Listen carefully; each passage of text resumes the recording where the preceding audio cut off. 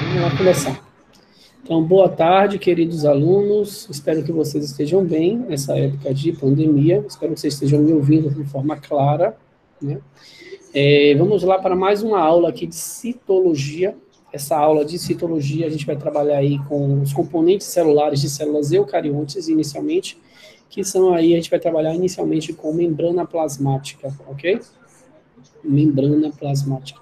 Essa aula vai ser disponibilizada no YouTube, né, como uma ferramenta para que vocês tenham acesso aí a esse conteúdo de forma assíncrona, quer dizer, de forma não online, não ao vivo, ok?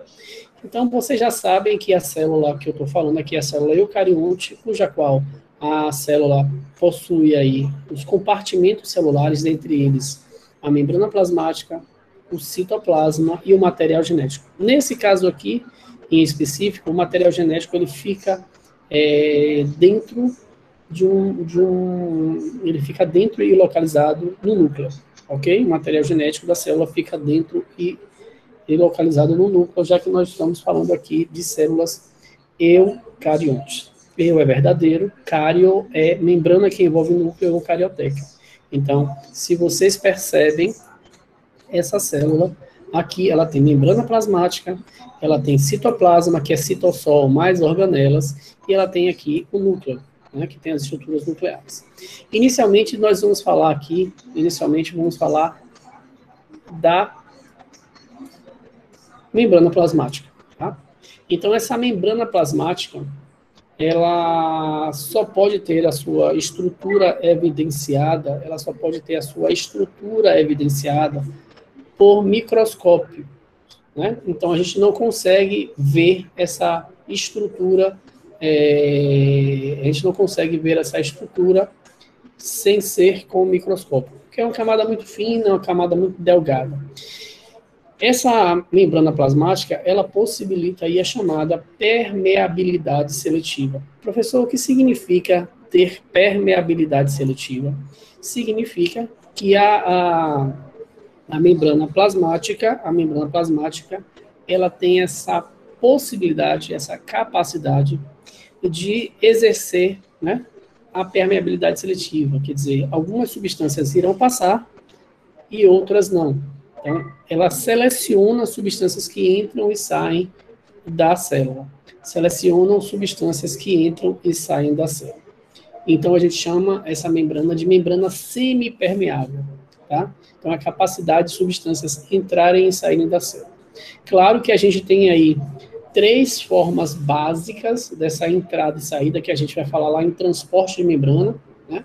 Quais são essas 3 formas básicas? A primeira forma se dá exatamente pelo transporte passivo. O transporte passivo se dá sem gasto de energia, quer dizer, passivamente. O tamanho da própria molécula, né? Então, esse primeiro slide aqui ele é muito importante. O tamanho da própria molécula e a característica dessa molécula, ela tem a possibilidade de passar diretamente, né, pela membrana plasmática.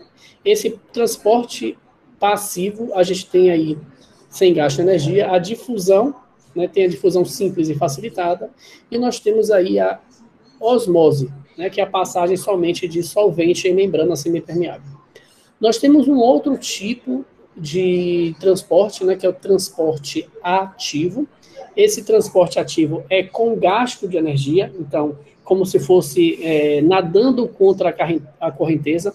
Professor, quando você fala esse gasto de energia, é sempre de onde tem mais para onde tem menos. Segue um gradiente de concentração, de onde tem mais para onde tem menos. Se vai de onde tem mais para onde tem menos, é transporte passivo, sem gasto de energia. Se ele faz o processo contrário, quer dizer, de onde tem mais ou de onde tem menos para onde tem mais, você tem um transporte ativo. Precisa ter aí um gasto de energia. Então, esse tipo de transporte, ele é um tipo de transporte especial, e nele nós temos aí uma chamada células, uma proteína especial chamada de ATPase, tá?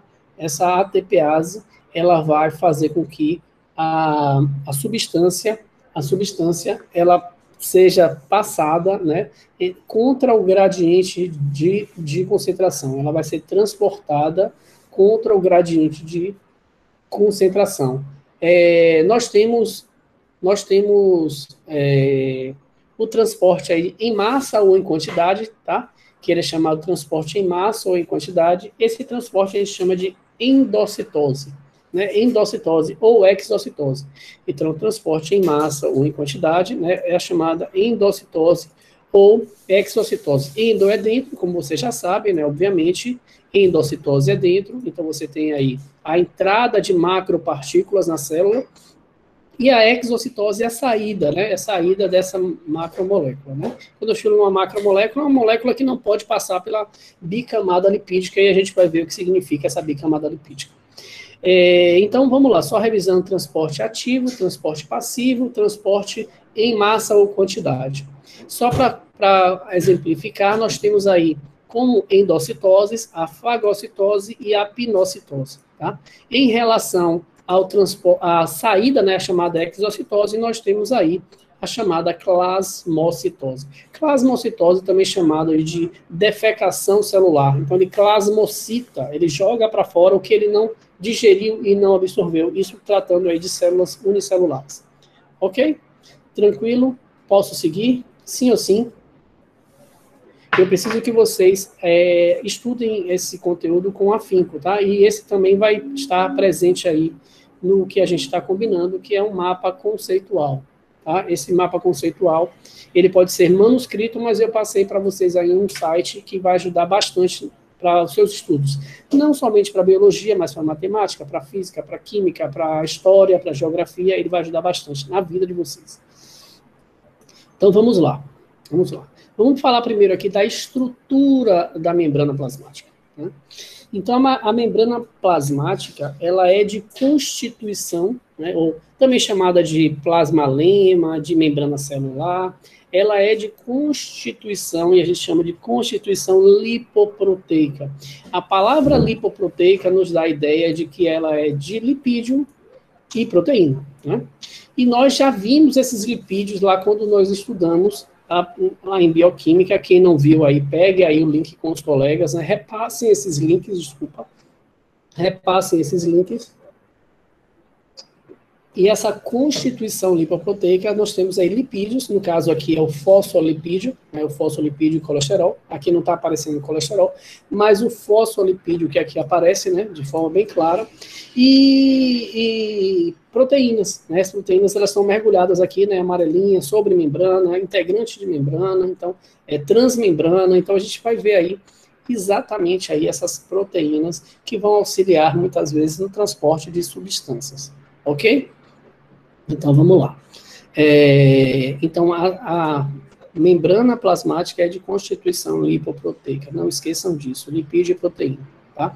Essas moléculas, elas vão se organizar seguindo esse modelo aí, esse modelo padrão. Esse modelo aí, vocês vão conhecer, se vocês não já conhecem, é o chamado modelo do mosaico fluido, de Single e Nicholson. Tá? Existiam outros modelos, mas os outros modelos foram descartados, e Single e Nicholson, em 1972, né, eles propuseram aí esse modelo, e esse modelo é um modelo muito interessante, visto que esse modelo, ele vai possibilitar aí essa fluidez, né, essa mobilidade dos fosfolipídios. Tá? Então, os fosfolipídios eles se deslocam continuamente, sem perder o contato com os outros lipídios. Eles fazem movimentos de flip-flop, né, de um lado para o outro, de cima para baixo. Você tem alguns tipos de movimentos dos fosfolipídios, e vocês já conhecem esses fosfolipídios, que nós já vimos isso nas aulas de bioquímica. Então, permeando esses fosfolipídios, né, você tem aí as proteínas, né, essas proteínas, elas movimentam-se livremente, né, e deslocam-se em todas as direções. Então, o outro modelo, gente, que era o modelo do sanduíche, ele não tinha essa fluidez que o modelo de Single e Nicholson, de um mosaico fluido, tem. Tá? Então, esse modelo é um modelo muito importante. É um modelo que permite essa fluidez, a passagem, né, esse molde. Eu estou mostrando aqui, e queria que vocês vissem também, que esse modelo aqui é basicamente um zoom, né, do que foi, de uma ampliação da membrana plasmática. Tá? Então, a composição química da membrana plasmática, ela mesma oferece resistência, elasticidade, então é importante isso aqui, tá? Resistência, elasticidade, né? alta condutibilidade elétrica, além da travessia rápida e fácil de compostos chamados de lipossolúveis. Lipossolúveis, a palavra lipossolúvel me remete aí a substâncias que se dissolvem em lipídios, são solúveis em lipídios, ok? Então, substâncias solúveis em lipídios. Vamos lá. Vamos ver um pouquinho desse fosfolipídio que a gente viu aqui, fosfolipídio que ele está presente aqui na membrana plasmática. O fosfolipídio aqui, ele lembra que ele tem a cabeça hidrofílica e a cauda hidrofóbica. A cabeça hidrofílica e a cauda hidrofóbica. E aqui você tem as proteínas. Ok? Ok, que beleza, hein? Vamos lá. Então, lembrando desse formato do fosfolipídio, que nós já vimos isso lá em bioquímica, né, na parte de lipídios, né? Então, esses lipídios, o principal que aparece aí são os fosfolipídios e o colesterol. Lembrar que a constituição da membrana plasmática tem como principal componente esse fosfolipídio, e esse fosfolipídio tem a cabeça hidrofílica, tem afinidade com a água, e a cauda é hidrofóbica, tem medo da água, repele a água, tá? Lembrar que esse lipídio, além do glicerol e ácido graxo, ele é chamado de fosfolipídio porque ele tem a cabeça, e essa cabeça é um grupo fosfato, que está aí representado do lado direito aqui. Tá? Então, a cabeça hidrofílica e a cauda hidrofóbica. Cabeça hidrofílica e cauda hidrofóbica. Isso cai no Enem, viu, gente? Isso cai em várias provas, essa relação que o fosfolipídio tem com a água. Então, a própria configuração aí, a própria configuração físico-química desse lipídio vai fazer com que a célula, né, ela tenha esse formato aí que vocês veem. Se vocês jogarem óleo na água, né, azeite, por exemplo, vai formar pequenas gotículas. Essas gotículas se dão exatamente pelas características físico-químicas dos lipídios. Tá? Essas características vão fazer com que haja uma camada, uma separação do meio intracelular, que é esse lado de dentro, e o meio extracelular, que é o lado de fora. Tá? Então, essa parte aqui é o meio, vou botar em forma diferente, né? A parte de dentro é o meio intra, e a parte de fora é o meio extracelular. Então, você tem aqui a parte de fora, e aqui você tem a parte de dentro. Ok? Então, não pode esquecer disso. Isso se dá exatamente pela configuração físico-química desses fosfolipídios. Vamos lá seguir o nosso barco. Né? E aí mostrando, né, professor, mas existe somente as estruturas que estão evidenciadas, somente lipídios e proteínas e colesterol? Não. Então, a membrana plasmática, né, ou membrana celular, ela envolve as células, dá forma à célula, mas ela também faz a permeabilidade seletiva. Então, elas têm algumas funções. Quais são? Então, envolve toda a célula viva, toda, viu, gente? Todas as células têm membrana plasmática. Mesmo que sejam procariontes. Elas exercem a chamada permeabilidade seletiva, né, que permite que substâncias entram e saiam da célula. Mas tem um outro ponto importante, que a gente não falou aqui, que é exatamente a formação de uma estrutura, né, que é o chamado glicocálix. Esse glicocálix, ele é muito comum, né, a presença de um envoltório externo na membrana plasmática. Esse envoltório externo, nos animais, ele é chamado de glicocálix. Esse glicocálix, ele é formado por glicoproteínas. Então, a gente vai destrinchar essa palavra aqui, né? Glico é de glicose, proteína é proteína, né? Então, você tem a glicoproteína, então proteína e o carboidrato, né? Proteína e carboidrato, e a outra é chamada de glicolipídio. Então, aqui, ó, proteína, ou carboidrato e lipídio, tá?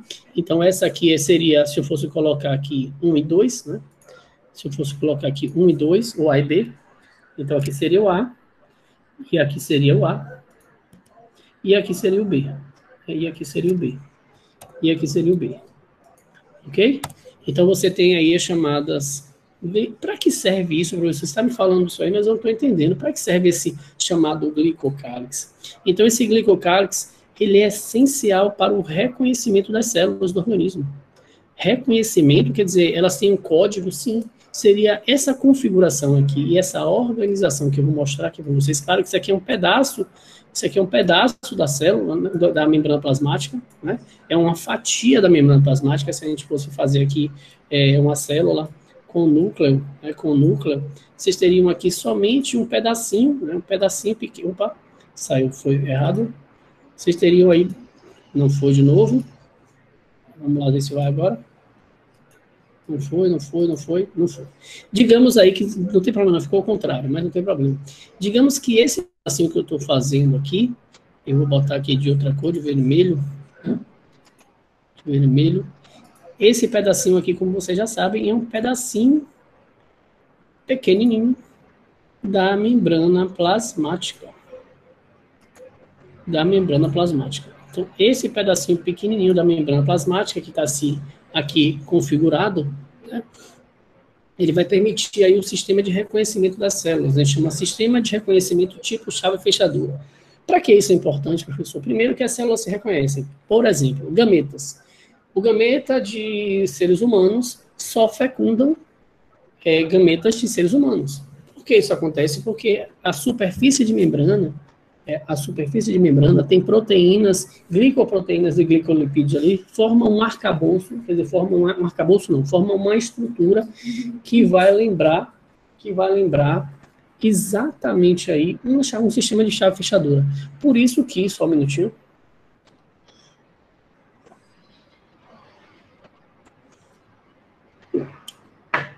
Desculpa. Por isso que o remédio ruim retado. Por isso que um cachorro cruzando com um gato, naturalmente, ele pode cruzar.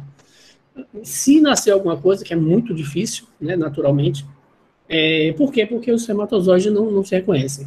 No verão mesmo, gente, você tem aí peixe, ouriço, esponja do mar, estrela do mar, e outros organismos que fazem fecundação externa e jogam seus gametas na água. E por que um não fecunda o outro naturalmente? Porque não há reconhecimento. Tá? Da mesma forma que esse reconhecimento celular, né, ele é uma coisa tão interessante que, aí fazendo um parênteses aqui, o vírus da Covid, ele tem aquela coroa, né, aquelas espículas. Essa coroa foi o que possibilitou, né? Claro que o vírus não é célula, antes de mais nada, né? O vírus não é ser vivo, é acelular, na nossa concepção aqui. E simplesmente o vírus reconhece células do trato respiratório. Então, o vírus ele reconhece células do trato respiratório. Como é que ele reconhece, professor? Exatamente por conta dessa superfície de membrana, tá bom?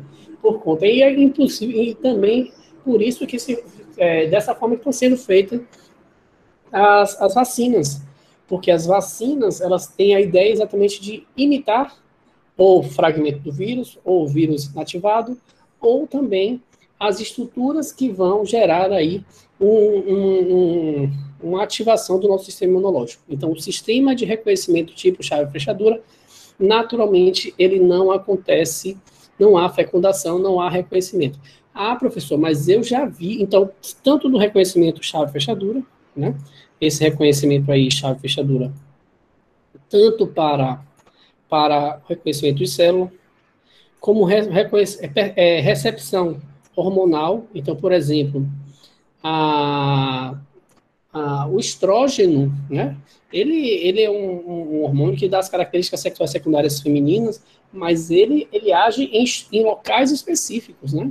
Então, ele age em locais específicos. Você tem lá a hipófise, por exemplo, o hormônio adrenocorticotrófico, que é o hormônio que vai estimular a adrenal, né, a suprarrenal, a produzir as suas substâncias.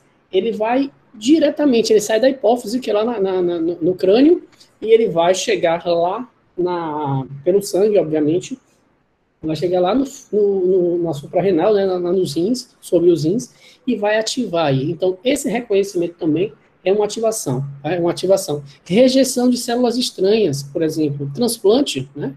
Transplante, muitas vezes pode acontecer isso. Quer ver uma outra coisa bem interessante? Em relação a esse reconhecimento celular, é a formação aí dos organismos que são os ligres. Alguém já deve ter ouvido falar em ligre. Ligre é um leão mais um tigre. Claro que esse tipo de reprodução é uma reprodução artificial, mas o descendente, ele não é um descendente fértil. É possível, porque ambos têm uma proximidade evolutiva, mas naturalmente isso não acontece. Né? Um leão não cruza com um tigre naturalmente. Tá bom? Então, importantíssimo, cai na minha prova, viu? Glicocálix. Você não acha que eu vou perder um tempo desse para falar de glicocálix e não cobrar? Então, estudem. E aqui, finalmente, falando aqui dessas estruturas, a gente vai falar aqui rapidamente das estruturas da membrana, né? A estrutura da membrana, nós temos aí as chamadas a parede celular. Professor, o que seria a parede celular? Parede celular é uma estrutura externa, externa à membrana plasmática, externa à membrana plasmática, e essa parede celular, ela tem, no caso da célula vegetal, ela tem a sua composição, seu componente principal, a celulose. Professor, então, a parede celular, eu posso chamar isso aqui de PCC? Pode. PCC. Parede celular de celulose. Tá? Lembrem-se. A parede celular, ela é uma parede que aparece em outros organismos, mas não são iguais. Você tem parede celular em algas, em plantas, em fungos e em bactérias. São da mesma constituição? Não. Tá? Essa parede celular, elas estão unidas e elas protegem a membrana plasmática. Então, você tem aqui, ó, a parede celular, elas aparecem em protistas, fungos, bactérias e plantas. Então, essa parede celular de celulose, no caso aqui a gente está falando de plantas, elas permitem uma sustentação e uma proteção à célula vegetal de tal forma que muitos organismos não conseguem digerir.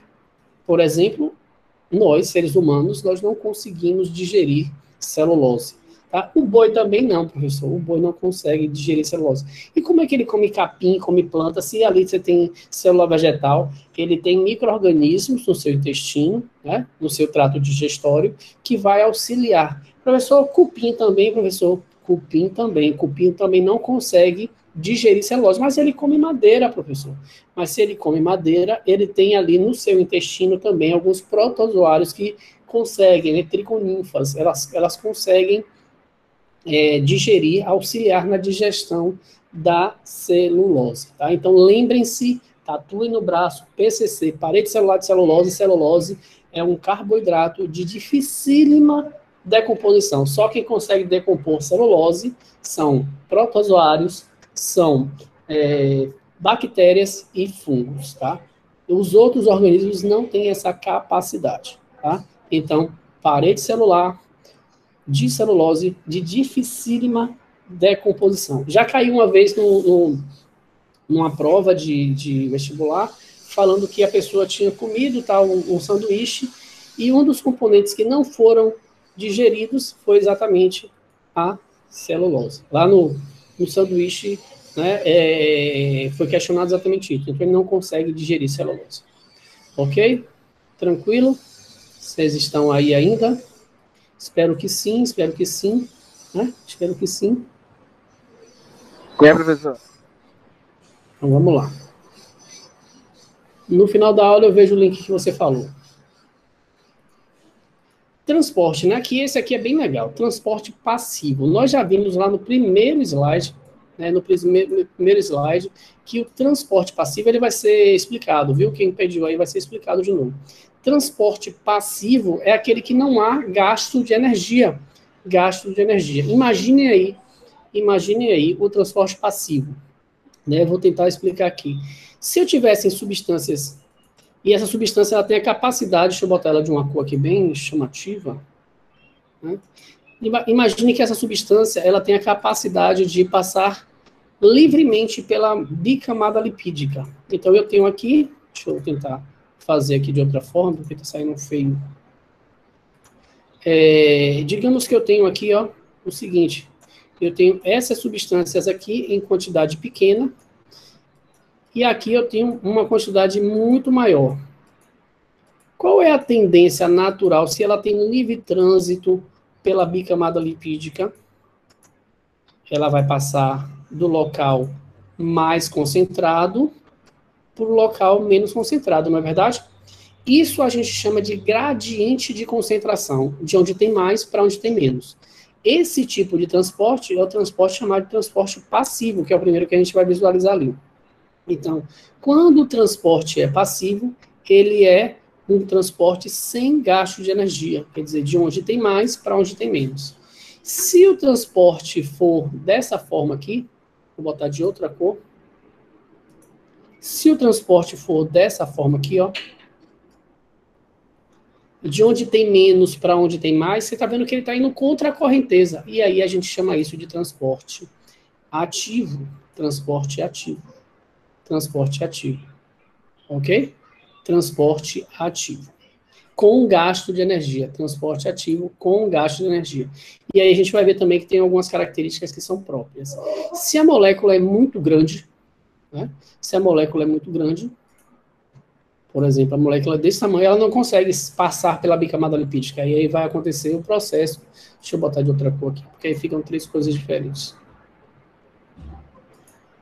Se a molécula é muito grande, né, se a molécula é razoavelmente muito grande, ela não consegue passar aqui pela bicamada lipídica, a gente tem aí um processo chamado de endocitose ou exocitose. Ok? Ok, vamos lá. Então, vou explicar primeiro o processo aí de transporte passivo. Passivo, né, gente? Não tem um gasto de energia, não tem um gasto nenhum. Essa aula vai até 10 para as 3, não é isso? Acho que eu consigo falar tudo. Assim, vamos lá. Então, tipo de transporte passivo. Então, nós temos aí. Então, determinadas partículas, moléculas e íons, elas podem atravessar a membrana plasmática de forma espontânea, como eu vi ali, sem gasto de energia. Por isso que é transporte passivo. Sem gasto de energia. Quer dizer, imagine que você está nadando no rio, para você descer o rio, basta você boiar, né? Você não precisa nadar.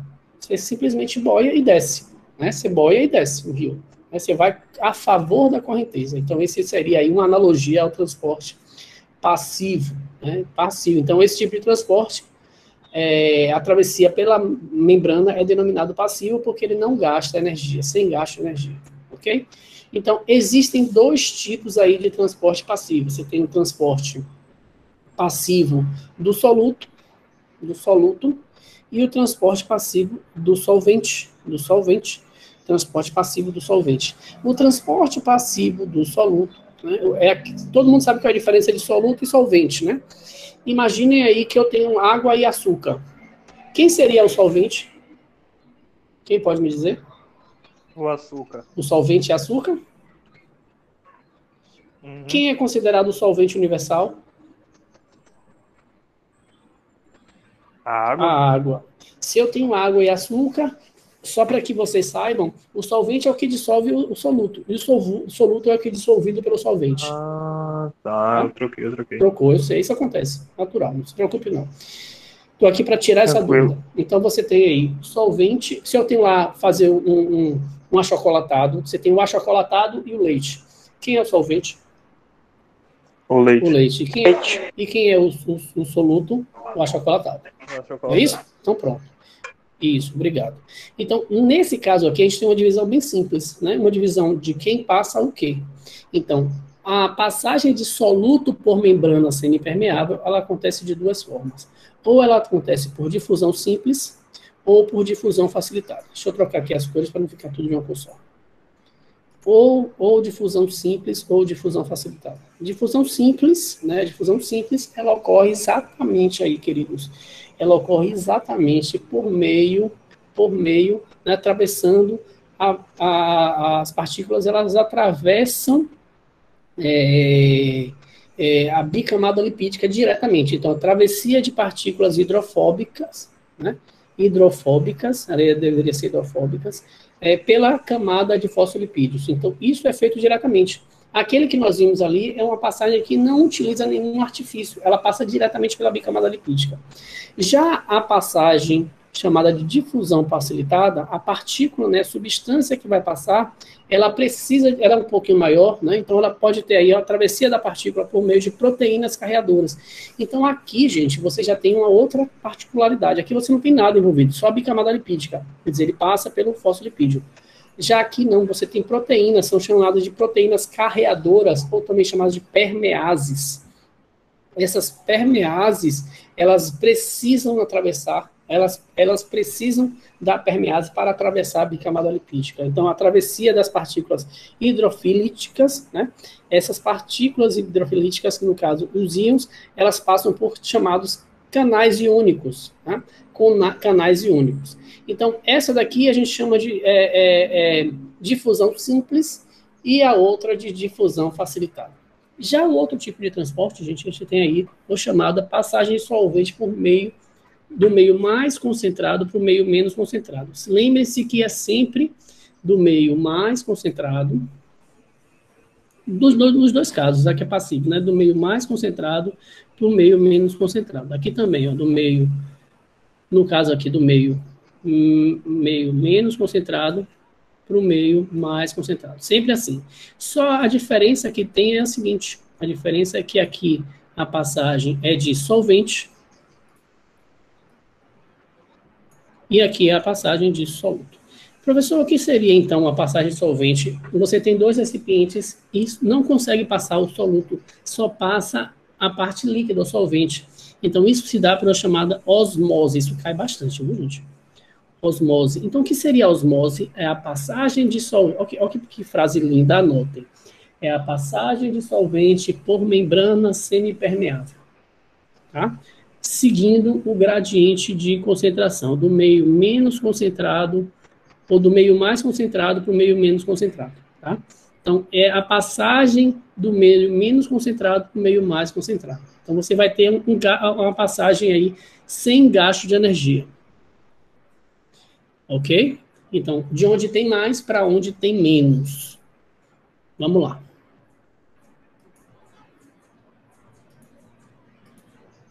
Então, a gente vai ver aí alguns exemplos de difusão simples, né? Então, deslocamento de partículas de soluto por meio de maior concentração hipertônico para o meio de menor concentração hipotônico.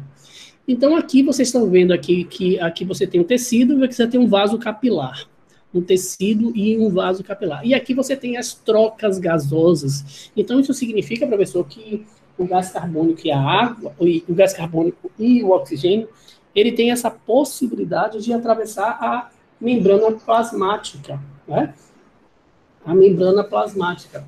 Então, essa membrana celular, a membrana plasmática, ela tem essa característica que é bem interessante, que ela é permeável, e aí se lembra que a membrana é semi-permeável, ela é permeável a oxigênio e gás carbônico. Então, nos organismos você tem esse transporte, né? Então, o que é que acontece? Você tem o seguinte, uma concentração hipotônica, né, que é menor concentrada, ela vai receber uma quantidade de oxigênio, né? Então, quando você tem aqui, ó, o gás carbônico vai sair dos tecidos e ele está seguindo aqui em direção ao capilar, né? E por outro lado, deixa eu botar azulzinho aqui, o oxigênio vai sair do capilar e vai vir para os tecidos. Por quê, professor? Esse processo aí é um processo de oxigenação do tecido. Então, o subproduto, né, do processo de produção de energia que ocorre lá nos tecidos, ele vai fazer com que seja produzido gás carbônico. Esse gás carbônico ele não pode ficar no tecido. Ele tem que ser retirado. E, ao mesmo tempo, o tecido também precisa de oxigênio, né? Porque se ele não tem oxigênio, ele não vai produzir energia lá nas mitocôndrias. Então, no organismo humano, o sangue chega aos tecidos, ele é rico em oxigênio, tá? Vai ocorrer a hematose lá nos pulmões, e esse sangue que chega aos tecidos, ele é rico em oxigênio, então ele é hipotônico, né? Ele tem uma concentração maior de oxigênio, mas ele é pobre em gás carbônico. Já que ele é pobre em gás carbônico, a tendência é do gás carbônico sair do tecido e ir pro capilar, né? O capilar sanguíneo. E, por outro lado, como o oxigênio está embaixo do tecido, ele sai do capilar e vai para o tecido, ok? Esse processo se dá por difusão simples, beleza? Vamos lá seguir. Lembrando aqui que ele está evidenciando aqui, ó, essa passagem, tá vendo? Você está vendo que essa passagem, ela não ocorre pela proteína, ela ocorre diretamente aqui pelo fosfolipídio, tá vendo? Ó, que lindo, essa imagem é maravilhosa. E percebam também, desculpa, saiu aqui de ladinho, de ladinho. Perceba também que aqui a parte de dentro, o meio intracelular, e a outra parte é o meio extracelular. Ok? Ok, professor. Muito bem, muito obrigado. Que beleza, estou entendendo tudo. Quem não estiver entendendo, pode pegar essa aula e estudar, tá? E já está estudando para o Enem também, viu? Esse assunto aqui é básico. Já a difusão facilitada é a difusão que está aí direcionada rapidamente aí a proteínas carreadoras. Você vê que a substância ela não passa mais diretamente pela bicamada lipídica, ela vai precisar de uma proteína, e essa proteína ela vai possibilitar essa passagem. Então lembre-se que facilitada, quem facilita isso é a proteína. Então você tem aí, por exemplo, os canais iônicos, né, as permeases, né, elas possibilitam essa passagem. Então, você tem aí a passagem do meio mais concentrado para o meio menos concentrado. Lembrar que ela é facilitada. Então, aí você está vendo um exemplo, a difusão facilitada de glicose. Então, a glicose ela consegue passar por essa permease e ela consegue acessar a parte interior da célula. Claro que tem outras relações aí dessa entrada, né? Você tem aí algumas substâncias, né, alguns hormônios que estão diretamente ligados a essa entrada, mas é uma molécula que não consegue passar diretamente a bicamada lipídica e ela precisa sim de uma proteína que vai auxiliar nesse processo, por isso que é facilitado. Vamos lá seguir? Vamos lá seguir. Aí mostrando, né, a difusão iônica, né, difusão facilitada por íons, então certos íons de natureza hidrofilítica, né, atravessam a membrana plasmática de acordo com o gradiente de concentração, por meio de proteínas chamadas de canais iônicos. Então aqui você tem aqui, por exemplo, o canal iônico aberto, então difusão iônica por canais iônicos de vazamento, é o canal iônico aberto, né? Então, os canais iônicos sempre estão abertos, e aqui você tem os canais iônicos controlados, né? Controlados, então os canais iônicos abrem e fecham de acordo com estímulos físicos ou químicos. Aí você já tem um pouco mais aí de controle nessa entrada, mas lembre-se que esse controle é um controle que segue o gradiente de concentração. Esse tipo de difusão é um tipo de difusão que não há o dispêndio de energia, quer dizer, é a favor do gradiente de concentração, então é passivo. Vamos lá. Aqui é um experimento maravilhoso, gente, da osmose. Esse experimento aqui evidencia bastante. Lembrem-se que a osmose é a passagem somente de solvente. Somente de solvente. Eu quero que vocês respondam para mim. Somente de solvente. Professor, o que seria o meio mais concentrado aqui? O meio 1 ou o meio 2? O que vocês acham? O que é mais concentrado? Tem mais soluto ou mais solvente? Se eu pego o achocolatado, vamos lá para o achocolatado, se eu boto só um pouquinho de achocolatado, ele fica aguado, né? Quer dizer, leitado, né? Com leite, né? Então ele fica pouco concentrado. Se eu boto muito achocolatado, ele fica concentrado. Esse concentradão aí seria hipertônico. Qual é o da direita? O meio 1 ou meio 2? Que é o mais concentrado? Meio 2. Meio 2. E o que vai acontecer? O que vai passar é o solvente ou o soluto? Em 4 níveis. Por isso que a musculatura... Soluto? E isso somente... Não, o que passa não é o soluto. O que passa é somente o solvente. Veja quem falou aí. Veja que a quantidade... O que está variando aqui é a quantidade de açúcar, que é o soluto, e a quantidade de solvente, que é exatamente aqui a mesma, né? Ficou até meio Bahia isso aqui, né? Gostei. A quantidade de solvente. Então, a mesma quantidade. Qual é a tendência, gente? Eu quero que vocês me expliquem aí. Qual é a tendência? Os 600 do meio 1 aumentar ou diminuir? E do meio 2 aumenta. Quem é que aumenta e quem é que diminui aí? Lembrem-se que é um transporte a favor do gradiente de concentração e que você tem aí, não há gasto de energia. Se não há gasto de energia, né, os meios eles tendem a ficar iguais, proporcionalmente, né? Se eu tenho lá mistura lá com achocolatado e eu quero misturar os dois, né, eu tenho dois copos, um com bastante Nescau, desculpa, um com bastante achocolatado e outro com pouco achocolatado, eu misturo os dois. Claro que aí não tem uma membrana semipermeável como tem aqui. E aí o que vai passar? O solvente ou o soluto? Os dois? Não. A membrana, O gente, solvente. a membrana é permeável somente ao solvente. E aí eu posso voltar lá no iníciozão e mostrar isso para vocês. Lembrem-se que eu falei, ó. A membrana, no caso aqui, a membrana em osmose, ela só é permeável ao solvente, né? Ao solvente, ó. Travessia de moléculas de água por meio hipotônico mais concentrado diluído por meio hipotônico.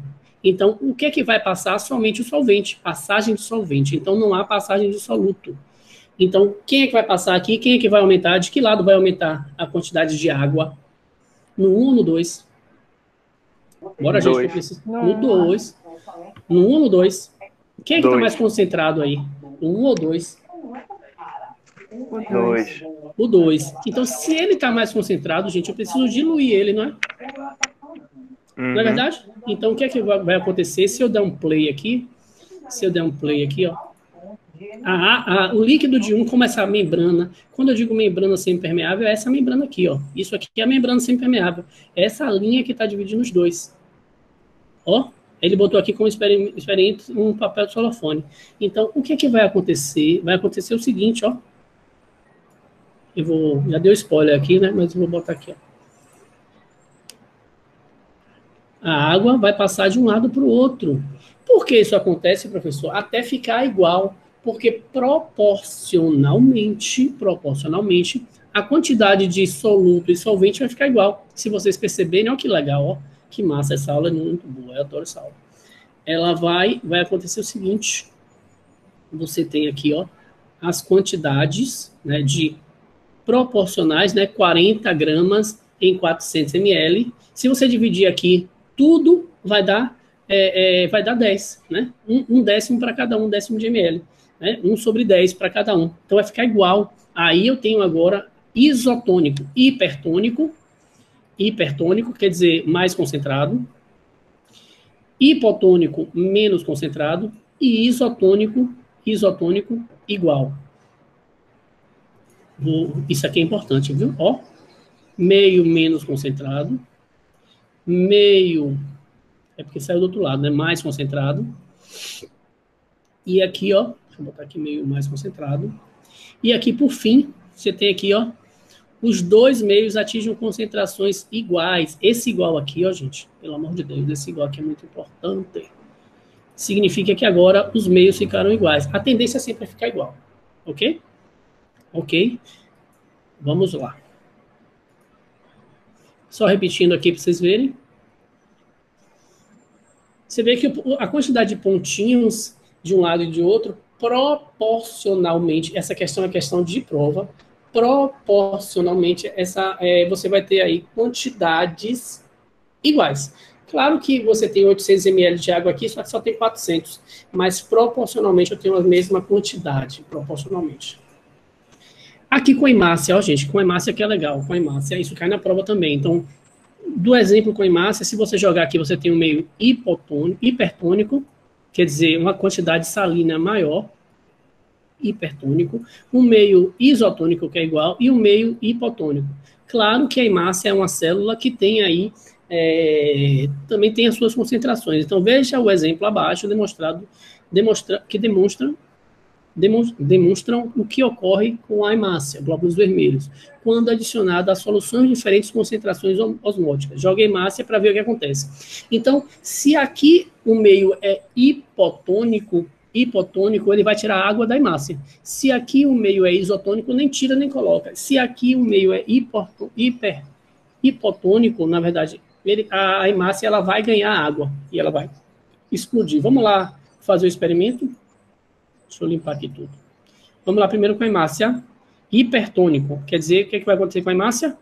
Ela vai perder água, tá vendo? E ela vai murchar. Ela murcha porque a água que está dentro da hemácia, ela vai ser absorvida pelo meio. É como se jogasse a hemácia numa água salgada, tá? Então a hemácia, ela perde água e vai ficar murcha, tá? No meio isotônico, ela tem a mesma quantidade. Então a hemácia, ela não vai perder nem vai ganhar. Entra e sai água na mesma quantidade. Entra e sai água na mesma quantidade, então ela não perde, tá? E já no meio hipotônico, a hemácia, ela está, entre aspas, mais salgada, entre aspas, mais do que o próprio meio que ela vai ser jogada. Então, o que é que tende a acontecer? A hemácia tende a crescer. Ela ganha, inclusive ela pode se romper, né? Ela pode se romper. E esse rompimento a gente chama de hemólise. Hemo é sangue e lise é quebra. Então, a hemácia se rompe, tá? Porque ela absorve muita água. Isso aqui é importante que vocês repassem, reassistam e revejam, tá? Porque a gente está começando a aumentar um pouco o nível de complexidade, e esse nível de complexidade é importante para o Enem. Vamos lá. Aí mostrando em célula vegetal, que isso acontece também, só que o legal da célula vegetal, porque ele tem uma estrutura, claro que esse H2O aqui, viu gente, esse 2 aqui, ele é subscrito, não é do jeito que está não, tá? A célula fica túrgida, quer dizer, ela ganha água, né, ganha solvente, e ela não rompe inicialmente. Claro que ela tem uma capacidade limitada, mas ela não rompe inicialmente. Então, ela vai inflar, né? Ela vai inchar, e ela não rompe inicialmente, mas ela vai aumentar o seu volume bastante. Então, isso se dá porque essa célula vegetal foi lançada no meio hipotônico, e ela tende aí, a célula vegetal em meio hipotônico, ela tende a ganhar esse solvente, tá? Então, a quantidade de soluto nela é maior do que a do meio, que ela foi gerada, ela foi inserida, e ela tende a ganhar essa quantidade de líquido. Vamos lá. E aí, mostrando por outro lado, né, se você pega uma célula vegetal e coloca ela em meio hipertônico, quer dizer, ela vai perder água, né? Ela vai perder água, porque ela está mais, a parede celular vai segurar, ela está mais, o meio dela, ela está muito mais hipotônica do que o meio que ela foi jogada, então ela tende a perder solvente, então ela perde água, lembrando que esse H2O não é assim, tá? E aí o vacúolo, ele vai ficar retraído, né? Então você vai ter uma retração do vacúolo, e ela vai ficar chamada de plasmolizada, né? Então você tem no anterior, você tem a chamada célula túrgida, o nome já fala túrgida, seria cheinha, e plasmolizada seria exatamente ela murchinha, tá? Plasmolizada.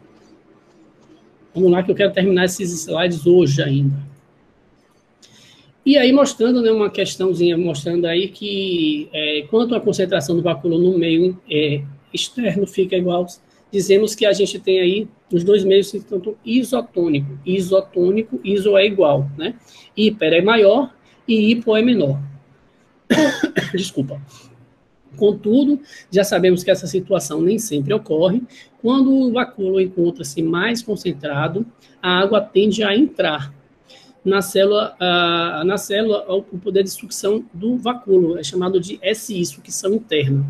À medida que a água entra na célula, o citoplasma aumenta de volume, empurrando a membrana plasmática para o encontro da parede celular, exercendo uma pressão, e, por outro lado, a parede opõe-se a esse movimento, exercendo uma resistência, ou chamada pressão de resistência da parede celular, o M.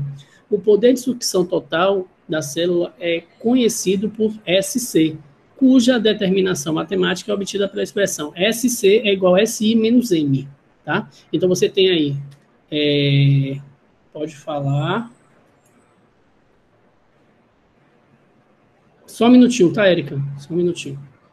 Então, nesse caso aqui, ó, da célula plasmolizada, a parede celular ela não está sofrendo pressão da membrana. Logo, o seu M é igual a zero, né? o M é igual a zero. Tá?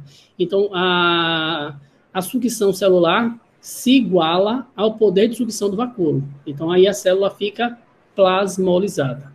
No momento em que a célula fica túrgida, então a pressão de entrada de água, SI, é igual à pressão, se iguala à pressão de resistência. Então, SI é igual à pressão de resistência. Logo, a sucção da célula fica igual a zero. Se a pressão de sucção fica igual a zero, na prática, a quantidade de água que entra e que sai são iguais. Tá? Então, você tem aí a chamada pressão de sucção do vacúolo. Ok? E por último, só um minutinho, Érica. Aqui é uma questãozinha que a gente não vai fazer agora, eu espero que vocês façam depois. Deixa eu tratar logo aqui desse finalzinho para a gente encerrar a aula com... E aí eu abro para as questões. Tá? Vamos lá. Aqui é o chamado transporte ativo. Esse transporte ativo, gente, é um transporte contra o gradiente de concentração. Então, você tem aí, partículas estão em menor concentração no meio extracelular ou ainda eliminarem partículas para o local menos concentrado. Tá? Então, é um tipo de transporte, né, de um meio menos concentrado, né, para o meio do meio menos concentrado para o meio mais concentrado. Tá? Então, você tem assim, partículas estão no meio menos concentrado para o meio mais concentrado. Então, o que é que acontece? Você vai contra o gradiente de concentração, tá certo?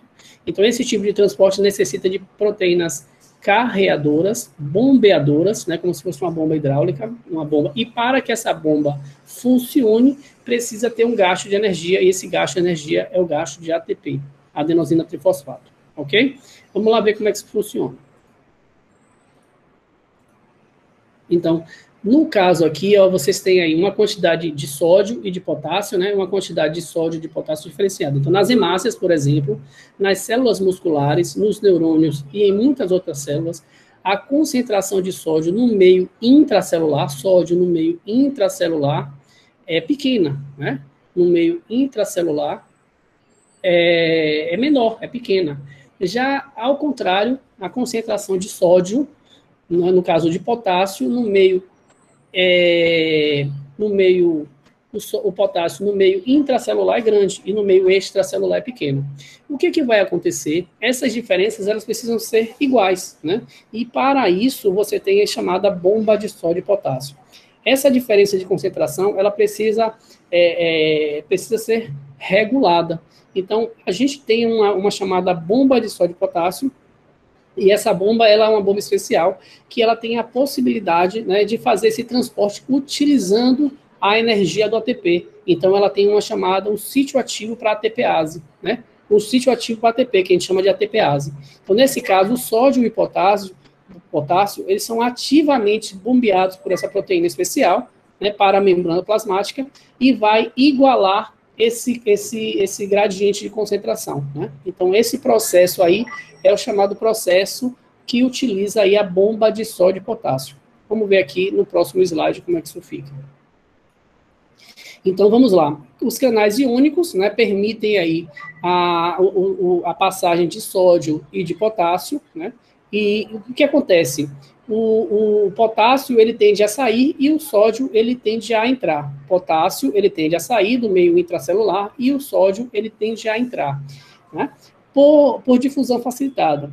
No entanto, por meio de transporte ativo, proteínas bombeadoras revertem esse fluxo, bombeando aí a bomba chamada bomba de sódio e potássio, que é essa proteína bombeadora.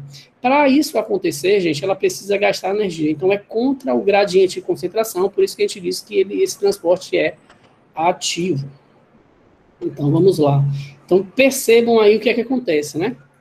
Essa ATPase, ela vai fazer o caminho inverso, né? Ela vai colocar para dentro o potássio e vai jogar para fora o sódio, porque o sódio ele não pode ficar em grande quantidade no meio intracelular. Então, note que as proteínas da membrana bombeiam dois íons de potássio para dentro da célula e ao mesmo tempo, você está vendo ali que o ATP, ele libera o fosfato ali, que liga a permease, está vendo aí agora? Esse potássio que está aqui, ó, deixa eu mostrar para vocês, é porque não tem como dar um pausa. Esse potássio aqui, ele vem do ATP, que vai formar o ADP, e esse PI, esse fosfato inorgânico, ele vai mudar a configuração da proteína. Ela que permite aí, contra o gradiente de concentração, a saída desse sódio, que ele é tóxico, ele é produzido, né, ele é tóxico, e ele não pode ficar dentro da célula. E o potássio, ele volta de carona, tá? Porque a conformação natural é essa de boquinha para fora, né? E quando o sódio, ele entra, o sódio, ele sai, o potássio, ele entra, tá? O sódio, ele sai e o potássio, ele entra, ok? E por último, já terminando aqui, eu vou dar o espaço para vocês falarem, rapidinho, as endocitoses. O que seria a endocitose? Endocitose é aí exatamente esse transporte também chamado de transporte em massa ou em quantidade.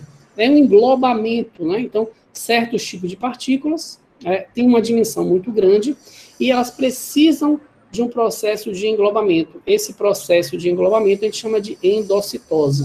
Essa endocitose, né, de uma forma geral, elas vão possibilitar processos de englobamento dessas macropartículas, tá? Por exemplo, você tem a chamada fagocitose e a pinocitose. Fagos é comer, isso cai também, tá? Fagos é comer. Então, a fagocitose é exatamente o englobamento de partículas sólidas. Por exemplo, ocorre quando a membrana ela expande, né? Ela expande ao redor da partícula sólida por pseudópodos, a gente vai ver formando esses pseudópodos, e ela vai, entre aspas, comer, né? Comer, fagos, comer. Ela vai comer essa estrutura, como, por exemplo, o macrófago aqui, que está muito bem mostrado, né? Então, alguns tipos de leucócitos e macrófagos, que são células de defesa, elas protegem o nosso organismo. Então, vamos ver como é que isso ocorre, tá? Então, aí, ó, esses aqui são chamados pseudópodos. Eles englobam como se fosse comer mesmo. Então, se você for ver, isso aqui são chamados pseudópodos, né? Pés falsos. Esses pseudópodos são eles que vão englobar essa partícula, no caso aí, essa bactéria, já que é um macrófago, essa bactéria, essa partícula invasora, e ele vai destruir essa bactéria. Então, o que seria a fagocitose é um tipo de endocitose e é um englobamento de partícula sólida. Englobamento de partícula sólida. Ok? Ok, professor, muito bem, muito obrigado, é isso aí mesmo. Vamos lá para outro tipo de endocitose. Um outro tipo de endocitose é a chamada pinocitose. Pinocitose, gente, é um englobamento também, só que não é mais de partícula sólida, é um englobamento também, um tipo de endocitose, só que agora é um englobamento de partículas líquidas, né? Então, seria beber. Então, por exemplo, lá nas microvilosidades intestinais, você tem células, você tem estruturas, a própria membrana plasmática, né, ela tem um formato invaginante, né, para dentro, né? Evaginante é para fora, invaginante é para dentro. Então, esse processo aqui é o processo de captura, não lança pseudópodos, mas eles absorvem essa partícula líquida, como se fosse uma gotinha de gordura, né? Claro, não de gordura, né? Mas de lipídio, né? Um ácido graxo ou glicerol, por exemplo. Você tem aí essa pinocitose, ela é comum, né? E ela vai englobar essa partícula líquida. Englobou a partícula líquida. E por fim, nós temos aí as chamadas plasmocitoses ou exocitoses. Então, depois do processo de englobamento, então, depois que ele engloba, ele vai eliminar esse material não digerido ou não absorvido, tá? Então, por exemplo, você tem a formação do vacúolo residual, né? Esse vacúolo residual ele vai se fundir a membrana plasmática e aí ele vai jogar para fora. Essa exocitose, ela pode ser chamada também de plasmocitose ou defecação celular. É um tipo de secreção, né? Então, a exocitose é um processo de secreção celular, onde substâncias sintetizadas também podem ser expelidas para o meio externo por vesículas secretoras, ok? Por vesículas secretoras. Então, a gente finaliza um pouco aí essa relação aí de membrana plasmática, eu acredito que vocês têm bastante coisa para ver, bastante coisa para estudar, e agora eu estou liberando aí a fala para que vocês tenham a possibilidade de tirar as dúvidas. Eu estou aqui disponível para isso, ok? Então agora é a vez de vocês, tá bom?